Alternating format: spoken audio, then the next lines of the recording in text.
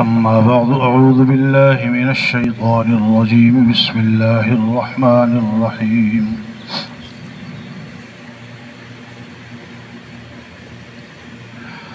وإذ ابتلى إبراهيم ربه بكلمات فأتمهن قال إني جاعلك للناس إماما قال ومن ذريتي قال لا ينال عهد الظالمين وإذ ابتلى إبراهيم ربه بكلمات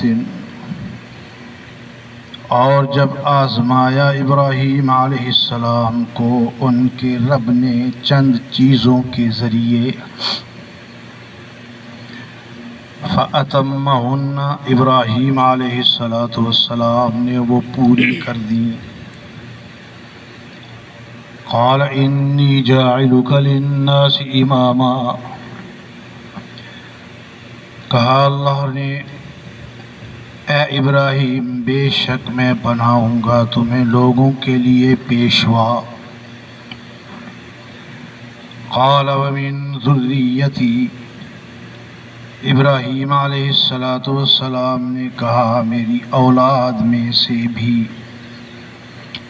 قال لا ینال عہد الظالمین، اللہ نے فرمایا یہ وعدہ ظالموں کے لیے نہیں ہے. صدق اللہ العظیم وصدق رسولہ النبی الکریم ونحن على ذلك لمن الشاہدین والشاکرین والحمد للہ رب العالمین.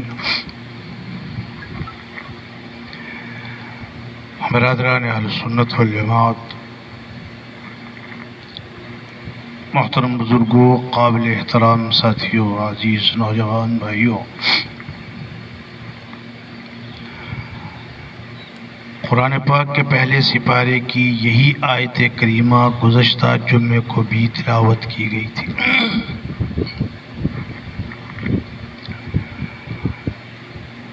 ابراہیم علیہ السلام کا مقام و مرتبہ.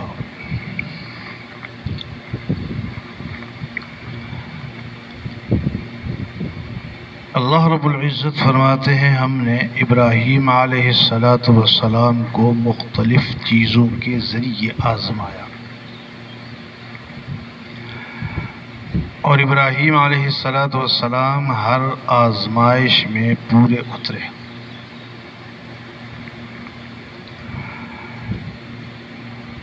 جس کے صلے میں اللہ رب العزت نے وعدہ کیا کہ اے ابراہیم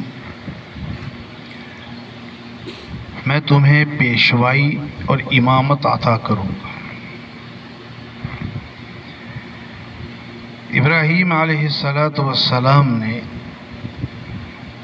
اللہ سے درخواست کی یا اللہ میری اولاد میں سے بھی لوگوں کو امام بنا. تو اللہ رب العزت نے فرمایا کہ میرا وعدہ ہے، لیکن تیری اولاد میں سے جو لوگ ظالم ہوں گے ان کے ساتھ یہ وعدہ نہیں ہے. میں گزشتہ جمعے کو بیان کر چکا ہوں کہ ابراہیم علیہ السلام پر پہلی آزمائش کون سی آئی ہے؟ کہ ابراہیم علیہ السلام کے گھر کا ماحول صرف بت پرستی کا نہیں بلکہ بت بنانے کا اور بت فروخت کرنے کا ہے.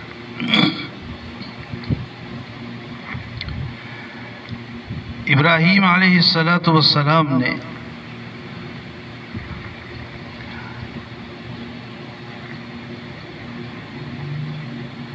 جب اعلان نبوت کیا تو ابراہیم علیہ السلام کے سامنے سب سے پہلے ان کا باپ کھڑا تھا، آزر. ابراہیم علیہ السلام نے اپنے دعوتی اصولوں کے مطابق۔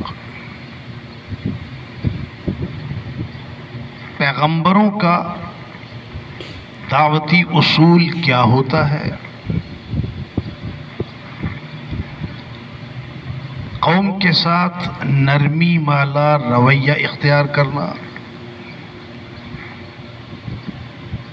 اللہ رب العزت نے حضور علیہ السلام سے بھی بیان فرمایا وَلَوْ كُنْتَ فَظًّا غَلِيظَ الْقَلْبِ لَانفَضُّوا مِنْ حَوْلِكَ۔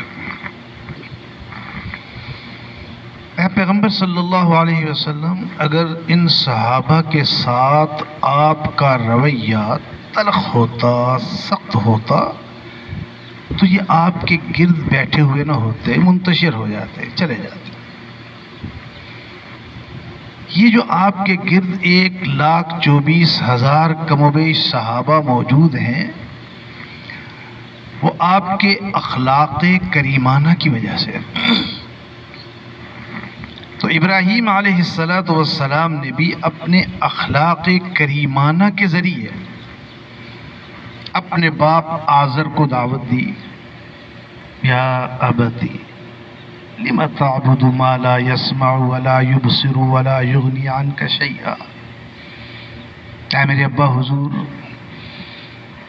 آپ ان بتوں کی عبادت کیوں کرتے ہیں جو نہ سنتے ہیں، نہ دیکھتے ہیں، نہ بولتے ہیں؟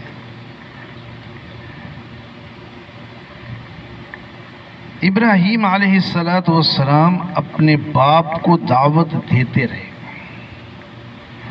اور یہ بتا کر دعوت دیتے رہے، یا ابتی، اے میرے ابا حضور، انی قد جاءنی من العلم ما لم یؤتک فاتبعنی اہدک صراطا سویا۔ اے میرے ابا حضور، مجھے میرے رب نے ایک علم دیا ہے، ایک کتاب دی ہے، وحی دی ہے، جو تیرے پاس نہیں، نہ تیری قوم کے پاس ہے۔ میں اسی وحی کی طرف تم کو دعوت دیتا ہوں اور اس بات کی ضمانت دیتا ہوں کہ وہ ہدایت کی منزل تک پہنچانے والا علم ہے۔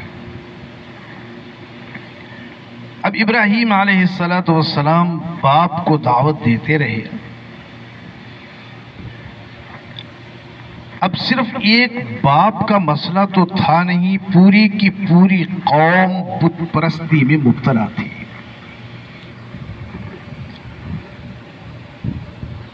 آج ہم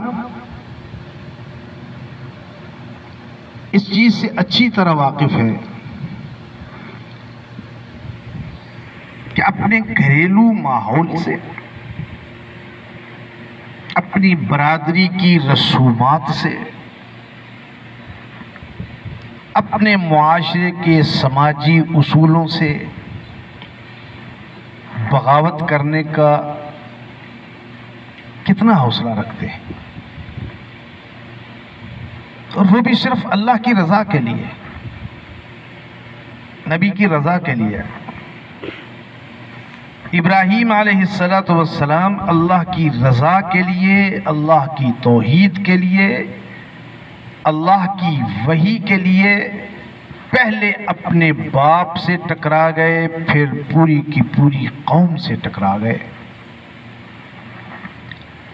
اور صرف یہی نہیں، تیسرے نمبر پہ ابراہیم علیہ السلام قوم کے خداؤں سے بھی ٹکرا گئے۔ وہ بت، جن بتوں کو ابراہیم علیہ السلام کی قوم نے اپنے خدا، اپنے مشکل کشا، اپنے حاجت روا، اپنے مختار کل، اپنے معبود بنا کے رکھا ہوا تھا، ابراہیم علیہ السلام نے ان تمام بتوں کو پاش پاش کر دیا، سوائے ایک بت کے جو ان میں سب سے بڑا تھا۔ قوم نے جب آ کے اپنے خداؤں کا حشر دیکھا تو آپس میں کہنے لگے کہ ہمارے خداؤں کے ساتھ یہ سلوک کس نے کیا ہوگا؟ ہمارے خداؤں کے ساتھ یہ رویہ کس نے اختیار کیا ہوگا؟ تو کسی نے کہا کہ وہ آزر کا بیٹا ابراہیم، وہ اکثر و بیشتر ہمارے خداؤں کو برا کہتا رہتا ہے، جھوٹا کہتا ہے۔ ہو نہ ہو یہ اسی کی کارکردگی ہے، کاروائی ہے۔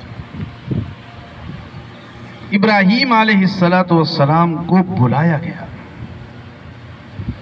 اور ابراہیم علیہ السلام سے پوچھا گیا، کیا یہ ہمارے خداؤں کا حشر تم نے کیا؟ نبی جھوٹ نہیں بولتا۔ ابراہیم علیہ السلام نے فرمایا کہ ان سے پوچھو، اگر یہ بات کر سکتے ہیں، تمہاری سن سکتے ہیں، تمہیں سنا سکتے ہیں، تو ان سے پوچھو۔ تو قوم نے سر جھکا کے جواب دیا تھا کہ ابراہیم تو جانتا ہے یہ بول نہیں سکتے۔ تو فرمایا پھر ان کے بڑے سے پوچھو، جس کے کندھے پر وہ ہتھوڑا موجود ہے، جس کے ساتھ ان کا یہ حشر کیا گیا ہے، اس سے پوچھو۔ قوم نے سر جھکا کے جواب دیا، اے ابراہیم تو جانتا ہے یہ بھی نہیں بول سکتے۔ ابراہیم علیہ السلام نے کہا، اے میری قوم، جو بت اپنے آپ کو بچا نہیں سکتے، جو اپنے آپ کو بچانے کی قدرت نہیں رکھتے، اور پھر اگر انہیں کوئی تکلیف پہنچے تو تمہیں بتا نہیں سکتے، نہ اپنے دشمن کو خود روک سکتے ہیں اور نہ اپنے دشمن کو ہاتھ روکنے کے لیے کسی سے مدد مانگ سکتے ہیں، ان خداؤں کی پرستش کا آخر مقصد کیا ہے؟ اس وقت قوم نے ایک فیصلہ کیا کہ ابراہیم ہمارے لیے بہت بڑا خطرہ بنتا چلا جا رہا ہے۔ ہم یہ سمجھتے تھے کہ یہ بچہ ہے، بچگانہ حرکتیں کرتا ہے، نوجوان ہے، ابھی اس کے اندر پورا شعور نہیں ہے، ابھی اس کے اندر پوری سمجھ نہیں ہے، لیکن آج تو اس نے حد کر دی۔ ہمیں اس کا فکر کرنا چاہیے، ہمیں اس کے انجام تک پہنچانا چاہیے۔ اب انجام کیا سوچا انہوں نے؟ قالوا حرقوه وانصروا آلہتکم۔ بڑا عجیب جملہ ہے۔ ابراہیم کو آگ میں ڈال کر اپنے خداؤں کی مدد کرو۔ یہ جملہ بڑا عجیب سا جملہ ہے۔ انسانی تاریخ کے اندر اپنے معبودوں کی مدد کے لیے نکلنے والی یہ پہلی قوم ہے، اور اپنے معبودوں کے دشمن کے لیے انہوں نے جو راستہ اختیار کیا، حرقوہ، جلا دو اس کو آگ کے اندر ڈال کر جلا کر راکھ کرو۔ اب حضرات نے اکثر بعض مہینوں میں ایسے اشتہارات لگے دیکھے ہوئے ہوں گے کہ مشکل کشا کا ماتم، علی مشکل کشا کا ماتم۔ یہ ماتم کی رسم اس کے لیے جس کو وہ اپنا مشکل کشا مانتے ہیں، حاجت روا مانتے ہیں، مختار کل مانتے ہیں، ان کے لیے یہ ماتم کی رسم سب سے پہلے ابراہیم علیہ السلام کی بت پرست قوم نے چلائی ہے، اسی سے چلی آ رہی ہے۔ ایک عام آدمی جس کا ذہن نارمل سطح پہ کام کرتا ہے وہ بھی سوچتا ہے ایک چیز جس کو میں اپنا خدا، مشکل کشا، حاجت روا، معبود سب کچھ مانتا ہوں،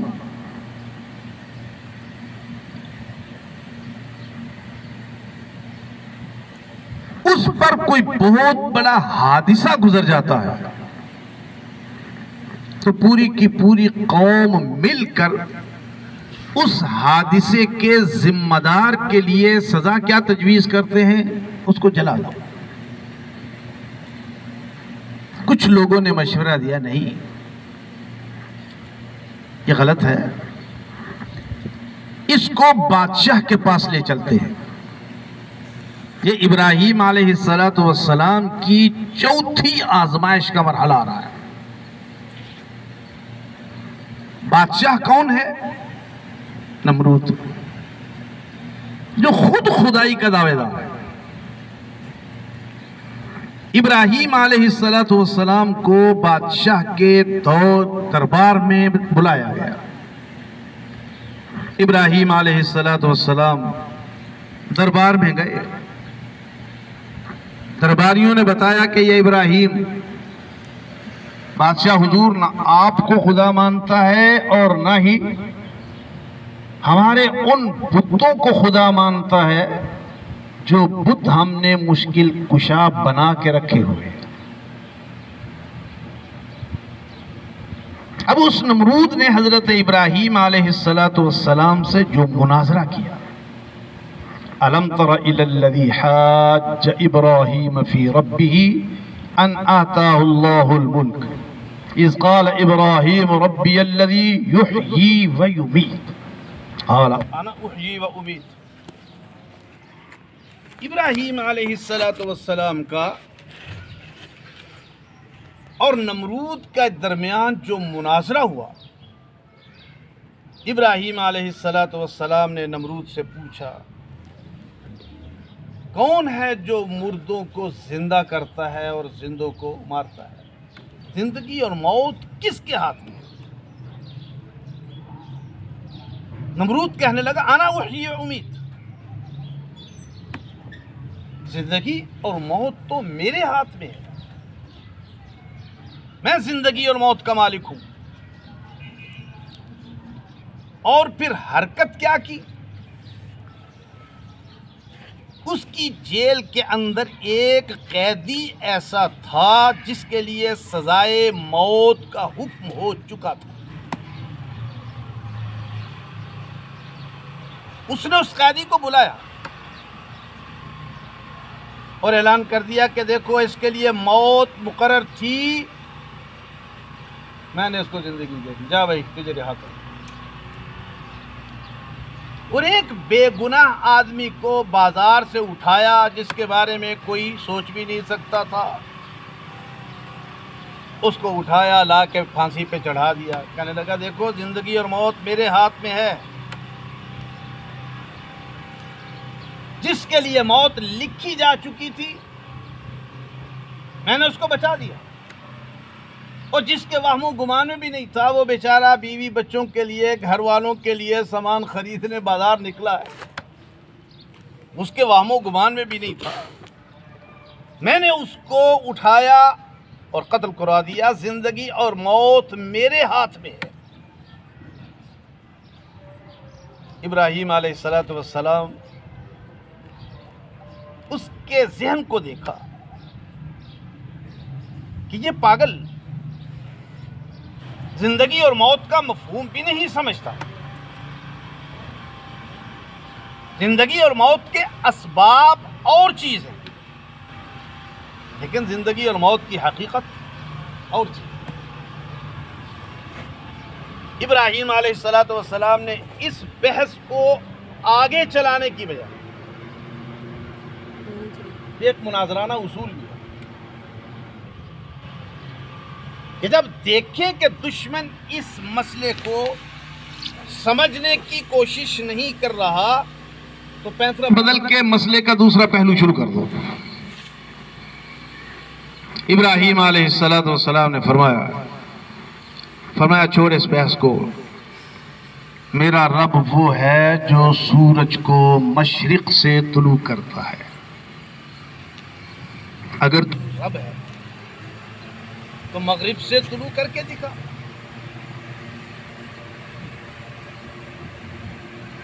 ائمہ مفسرین رحمہم اللہ تعالی نے لکھا ہے، اگر اس کے اندر تھوڑی سی عقل بھی ہوتی ہے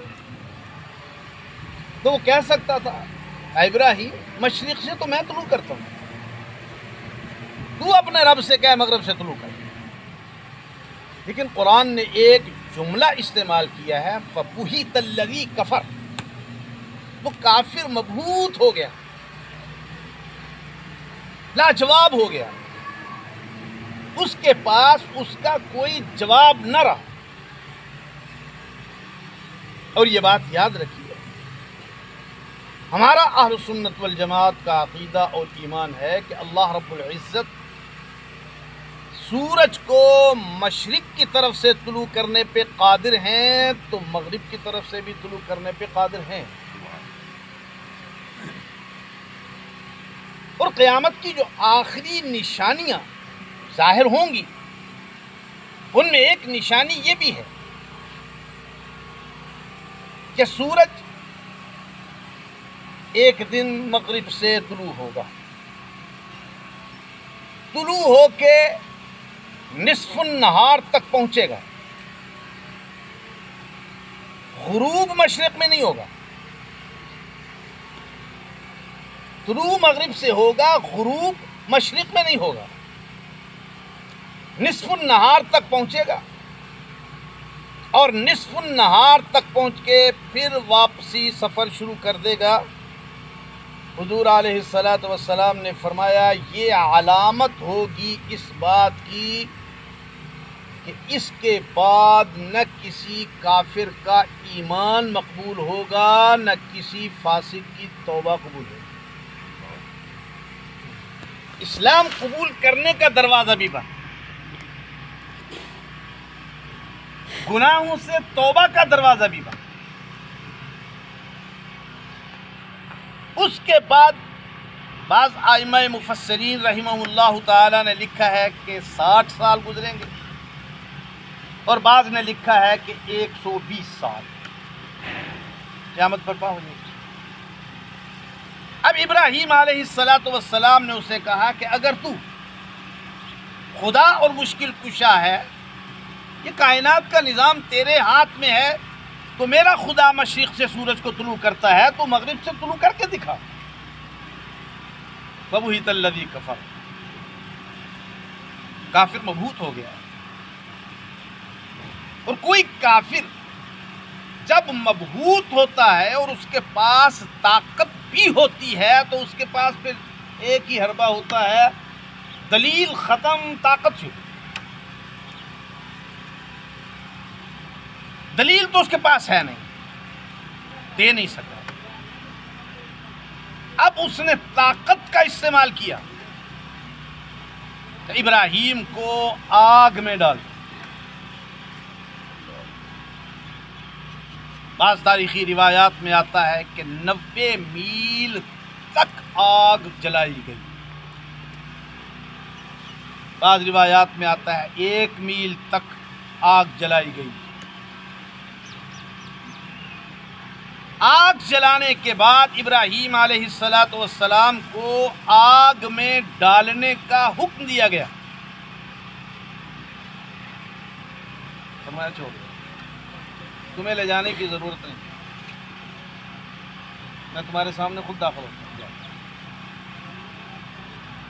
ابراہیم علیہ السلام اس آگ میں گئے اور اس آگ کے اندر اس طرح گھومنے پھرنے لگے جس طرح آپ نواز شریف پارک میں گھومتے ہیں، جب شہباز شریف پارک میں گھومتے ہیں یا گلشن پارک میں گھومتے ہیں۔ ابراہیم علیہ السلام اس آگ کے اندر اس طرح گھوم رہے ہیں جیسے ایک سیاح سیاحت کر رہا ہے، سیر کر رہا ہے۔ کیوں؟ اس لیے کہ اللہ رب العزت نے اس آگ کو حکم دے دیا تھا یا نار کونی بردا وسلاما علی ابراہیم۔ اے آگ میری ابراہیم کے لیے، میرے خلیل کے لیے ٹھنڈی ہو جا، میرے ابراہیم اور میرے خلیل کے لیے ٹھنڈی ہو جا۔ حدیث میں آتا ہے اگر اللہ رب العزت اتنا ہی فرما دیتے نا، یا نار کونی بردن، ٹھنڈی ہو جا، تو وہ آگ اتنی ٹھنڈی ہو جاتی کہ اس آگ کی ٹھنڈک ابراہیم علیہ السلام کو تکلیف پہنچاتی۔ لیکن اللہ رب العزت نے ساتھ ہی فرما دیا وسلام، اے ابراہیم کے لیے، اے آگ ابراہیم کے لیے ٹھنڈی بھی ہو جا اور سلامتی دینے والے بھی۔ آپ اچھی طرح جانتے ہیں کہ جس طرح گرمی کی انتہا تکلیف دیتی ہے، اسی طرح سردی کی انتہا بھی تکلیف دیتی ہے۔ اعتدال کا موسم انسان کو سکون دیتا ہے، جہاں نہ ہیٹر کی ضرورت ہو اور نہ اے سی کی۔ اعتدال کا موسم انسان کے لیے، اب وہ انتظار کر رہے ہیں کہ ابراہیم علیہ السلام کی چیخوں کی آواز کب آتی ہے، لیکن ابراہیم علیہ السلام تھوڑی دیر گزرتی ہے، اس آگ میں سے منہ نکال کے دیکھتے ہیں، پھر اندر داخل ہو جاتے ہیں، پھر اس میں گھومتے ہیں، پھر آتے ہیں، باہر منہ نکال کے دیکھتے ہیں۔ جب دیکھا انہوں نے کہ ابراہیم علیہ السلام کو یہ آگ جلا نہیں رہی، پھر حکومت وقت نے اپنا ارادہ بدلا۔ یہ کوئی عجیب مخلوق ہے جس پر آگ اثر نہیں کرتی، لہذا اس کو ملک بدر کر دیا جائے۔ ابراہیم علیہ السلام خود ساختہ جلاوطنی کی زندگی گزارنے کے لیے نہیں گئے، حکومت وقت نے ان کو نکالا، اپنی بیوی حضرت سارہ رضی اللہ تعالی عنہا کے ساتھ ابراہیم علیہ السلام ہجرت پہ نکلے۔ یہ ابراہیم علیہ السلام کا پانچویں آزمائش ہے۔ یاد رکھیے، ہجرت بھی کوئی چھوٹی سی آزمائش نہیں ہوتی۔ ہجرت کس کو کہتے ہیں؟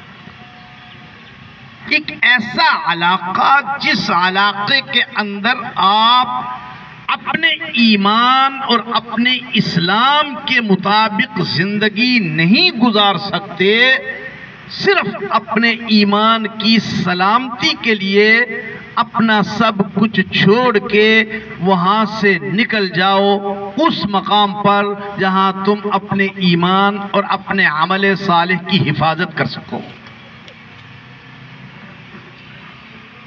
دنیا کے اندر ریاستیں مختلف قسم کی ہوتی ہیں۔ ایک ہوتی ہے دار الامن، ایک ہوتی ہے دار الحرب، ایک ہوتی ہے دار الاسلام۔ دار الحرب وہ ریاست ہوتی ہے جس میں مسلمان آزادی کے ساتھ اپنے دینی احکامات پہ عمل نہیں کر سکتے، نہ ان پر نماز پڑھنے کی اجازت دی جاتی ہے، نہ ان کو روزے رکھنے کی اجازت دی جاتی ہے۔ دار الامن اس ریاست کو کہا جاتا ہے جہاں اسلامی قانون تو نہیں ہوتا مگر مسلمانوں کے اپنے ایمانی اعمال پر عمل کرنے کی آزادی ہوتی ہے۔ اور دار الاسلام وہ ہوتا ہے جہاں مکمل اسلامی نظام نافذ ہو، اور اس وقت مسلمانوں کی 56 سے زائد ریاستوں میں سے ایک ریاست بھی دار الاسلام نہیں ہے، دار السلام ہے، دار الامن ہے۔ دار الاسلام جہاں اللہ کے حدود اللہ بھی نافذ ہو، جہاں اسلام کا مکمل آئین نافذ ہو، اسلام کا مکمل دستور ہو، وہ اس وقت دنیا کی 56 سے زائد مسلم ریاستوں میں سے کوئی ریاست بھی نہیں۔ ابراہیم علیہ السلام کے لیے آرڈر دے دیا گیا، ان کو نکال دو ملک سے۔ ابراہیم علیہ السلام وہاں سے نکلے۔ حضرت لوط علیہ السلام اور ان کی فیملی بھی ساتھ تھی۔ مصر کے مقام پر جب پہنچے تو مصر کا حکمران اس کے بارے میں آتا تھا کہ بڑا عیاش قسم کا تھا، اور باہر سے آنے والی خواتین میں سے جو خاتون اسے خوبصورت اور اچھی لگتی، اپنی فوج اپنی پولیس کے ذریعے اس کو گرفتار کر کے لے آتے۔ ابراہیم علیہ السلام سے کسی نے کہا، اگر تم نے اسے کہا کہ یہ میری بیوی ہے تو یہ اسے لے جائیں گے، آبروریزی کریں گے، اور اگر تم یہ کہو کہ یہ میری بہن ہے تو پھر شاید تمہیں چھوڑ دیں۔ یہاں ایک بات یاد رکھیے، ہمارے اہل سنت والجماعت کے ہاں ایک تصور پایا جاتا ہے جسے توریہ کہتے ہیں۔ توریہ کس کو کہتے ہیں؟ کہ ایک لفظ کے دو معنی یا ایک چیز کے دو مفہوم نکلتے ہوں تو کسی کو دھوکہ دینے کے لیے ان میں سے ایک معنی استعمال کر لینا، اس کے ذہن میں ایک ہو اور میرے ذہن میں دوسرا۔ جیسے ہجرت والی رات سیدنا امام ابو بکر صدیق رضی اللہ تعالی عنہ جب نکلے تو دور سے کسی نے دیکھا، ابو بکر کو پہچان لیا، پوچھا ابو بکر کہاں جا رہے ہو؟ فرمایا میں ایک سفر پہ جا رہا ہوں۔ اس نے پوچھا تمہارے ساتھ کون ہے؟ فرمایا میرا ایک رہبر ہے۔ کیا ہے؟ اب سننے والے نے یہ سمجھا کہ ابو بکر کو راستہ دکھانے والا، شاید جہاں ابو بکر نے جانا ہے ابو بکر کو وہ راستہ معلوم نہیں، یہ اس راستے کی رہنمائی کے لیے اس نے اس کو ساتھ لیا ہے، لیکن ابو بکر کی مراد کیا تھی؟ یہ مجھے جنت کا راستہ دکھانے والا ہے، یہ مجھے ہدایت کا راستہ دکھانے والا ہے، یہ مجھے نجات کا راستہ دکھانے والا ہے۔ تو اسے کہتے ہیں توریہ۔ ابراہیم علیہ السلام سے جب مصر کے فوجی دستے نے پوچھا یہ کون ہے تو ابراہیم علیہ السلام نے فرمایا میری بہن ہے۔ مراد کیا تھی؟ یہ میری اسلامی اور دینی بہن ہے۔ اور یہ مسئلہ یاد رکھیے کہ دنیاوی رشتے کے اعتبار سے جو تمہاری بیوی ہے وہ دینی رشتے کے اعتبار سے تمہاری بہن ہی ہے۔ دنیاوی رشتے کے اعتبار سے تمہاری بیٹی ہے، دینی رشتے کے اعتبار سے تمہاری بہن ہی ہے، کیونکہ دینی رشتہ نام ہے اخوت کا، بھائی چارے کا۔ انما المؤمنون اخوہ، مومن سارے بھائی بھائی۔ لیکن وہ حضرت سارہ رضی اللہ تعالی عنہ کو لے گئے۔ اب قدرت خدا کی، جب اس بادشاہ نے حضرت سارہ رضی اللہ تعالی عنہ کی آبرو ریزی کرنے کی کوشش کی تو دو قسم کی روایات ہیں۔ ایک روایت میں آتا ہے وہ چلتا گھٹنے گھٹنے تک زمین میں دھس گیا،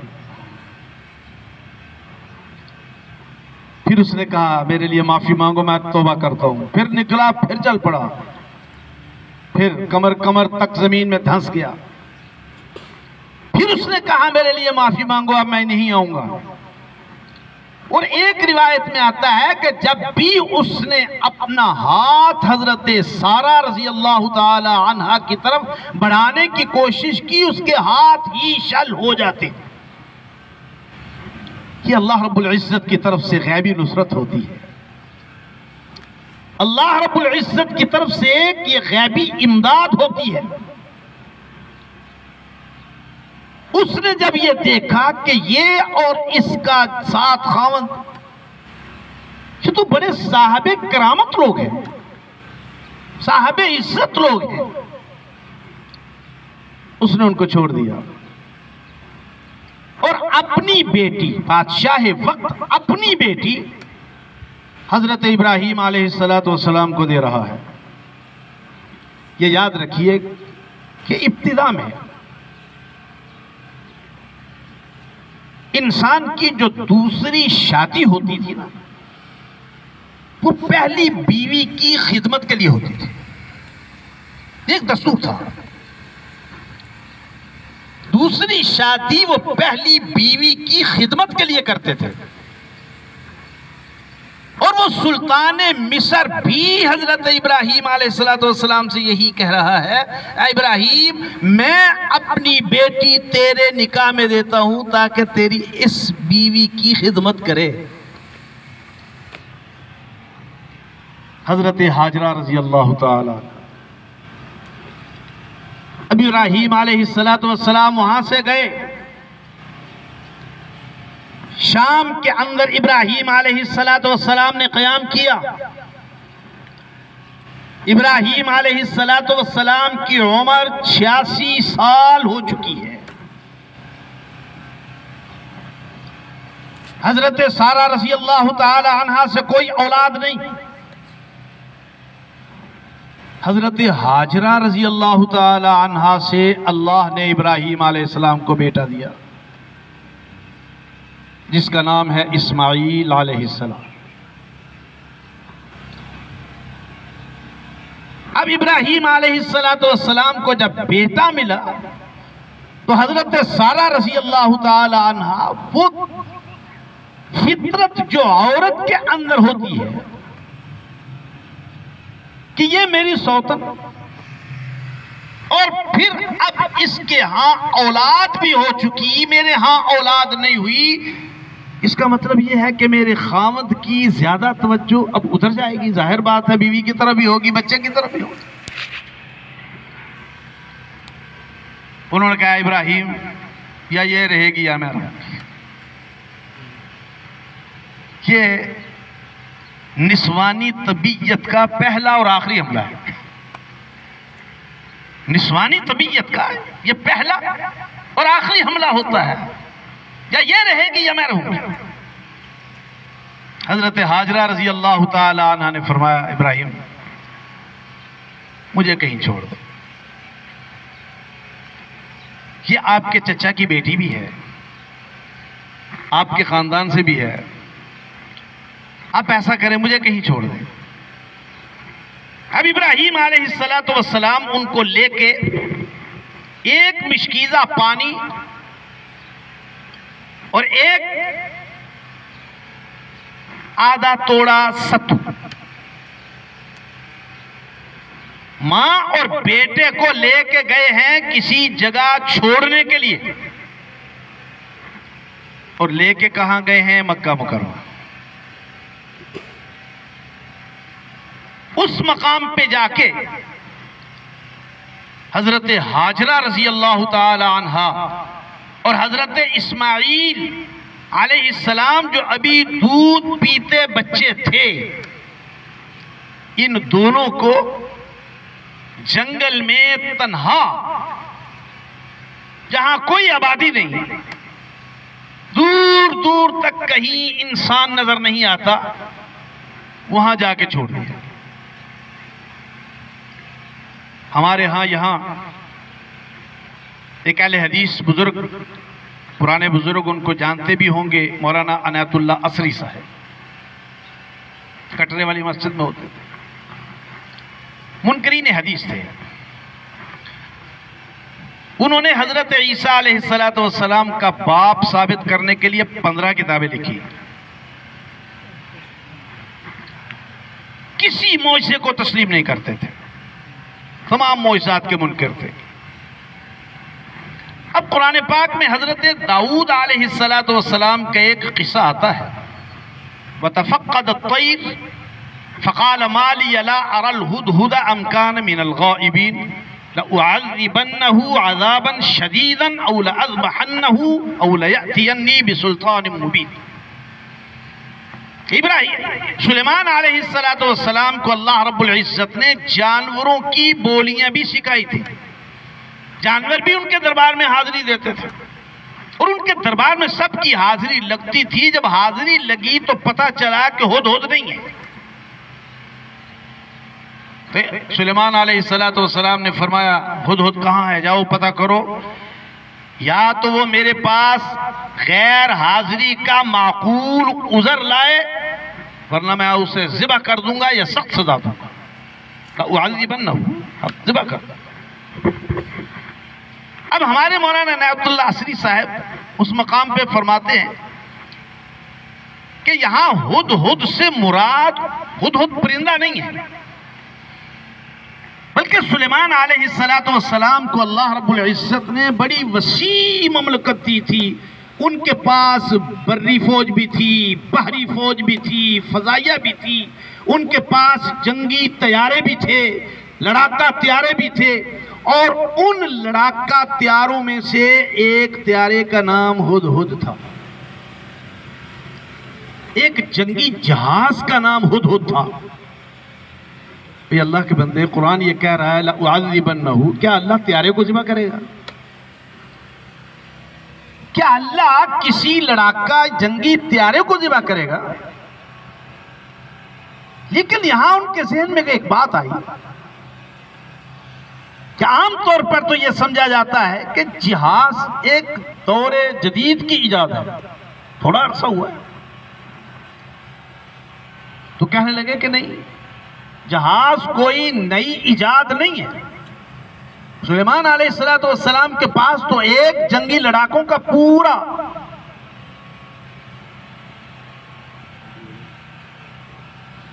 جنگی طیاروں کا ایک پورا ایئرپورٹ موجود تھا، لیکن جہاں تک جنگی طیاروں کے یا عام طیاروں کے بننے کا تعلق ہے، ابراہیم علیہ السلام جب مائی ہاجرہ علیہ السلام اور اسماعیل علیہ السلام کو مکہ مکرمہ چھوڑنے کے لیے گئے تھے تو جہاز پر گئے تھے۔ پھر آگے ایک اور دلچسپ بات لکھتے ہیں کہ یہ معلوم نہیں ہو سکا کہ وہ جہاز ابراہیم علیہ السلام کا اپنا تھا یا کرائے پر لے کے گئے تھے۔